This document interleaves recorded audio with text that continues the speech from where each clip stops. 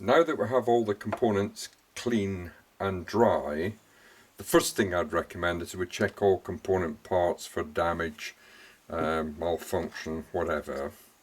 At this stage it's possibly worthwhile checking the small seal on the coil base. There are spare seals available, and at the same time the small seal inside the fluid tank, and again can be replaced. These are pretty critical because if they're in poor condition then the liquid will manage to get through onto the inside. Maybe at this stage too, look at your lithium ion battery, make sure these wires haven't been pulled through, because some of the internals will start to come out. If that's the case, it needs to be replaced immediately. On a reassembly, the first component to put in is the little fan. It goes into the main carcass, perhaps at a slight angle, and then clips forward into position. Now what we want to make sure is that these little wires are out of the way when the battery goes in. The next component is the battery. The wires towards the base, the non-wire end towards the coil end. Usually it will push in. Sometimes it's a bit tight getting it past the fan, in which case you have to go down further down. This one's going to go in quite nicely. I tried to get the cables upright as we push it down, and sometimes it will go with a little click quite neatly.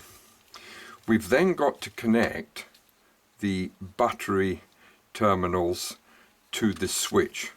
Do make sure the switch is in the off position.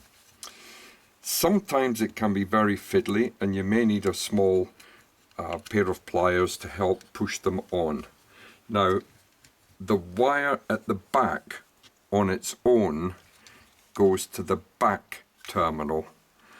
The black wire connected with the red goes to the one nearest the fan. I would start with the back one, push the spade terminal on, and you have to wiggle it down. Then the second one. Now, oh, that one's a little bit loose, that's it. You have to be careful that you don't actually put the spade of the switch in between the plastic and the connector. The connector has to go over the spade. Now at this stage it's good to look at cable management, and you can see these two little lugs here and a little one over here. The printed circuit board is going to sit on those once it's connected. So do make sure that the wires are perhaps pushed down. It's sometimes necessary to push back the connector terminals. So we've got a nice arrangement there with the fan connector to the side. We're now ready to assemble the printed circuit board. There is a little notch on the metal plate. If you have the fan inlet grills towards you, the notch would be towards you and downwards. Some slip in very easily. Some will need a little bit of pliers just to push them down. Then we connect the main connector, and finally the fan connector. Now these will only go one way round and they click in quite nicely. Now with a bit of finger poking we make sure that the cables are well down and out of the way. See, this one doesn't want to sit properly. And then we would push the printed circuit board and it should click into position. Now at this stage what I tend to do is switch it on, make sure the screen's displaying, and make sure that the fan is running. So press the fan and it is running. We're not damaging anything because there's no coil fitted. The next stage would be to insert the coil contact base, preferably with a new seal. So that screws in by hand and then nipped up with a pair of pliers, just nipped up. So that's ready to go. Next we would have a coil These are perhaps worth looking at. Some of these are rather old coils. Now I would never reuse those. This one's in good order. So check your coil. Make sure that there are two seals. There's a seal at the base and there's a little seal part way down. If either of these are missing, well, the bottom one's missing, it won't work. But if this top one's missing or damaged, again, fluid can seep into the base of the coil holder. So we'll screw the coil in. Coils are finger tight. Don't use pliers. Finger tight, but good finger tight.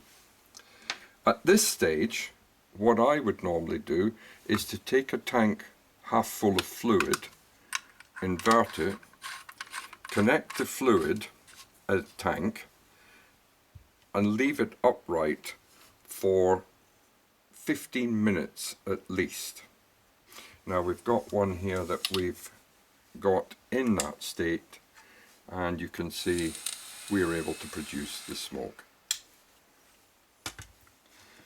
Then, to make sure that your seals in all parts of the unit are in good order and properly seated, I tend to leave the unit with the front plate off for at least 24 hours.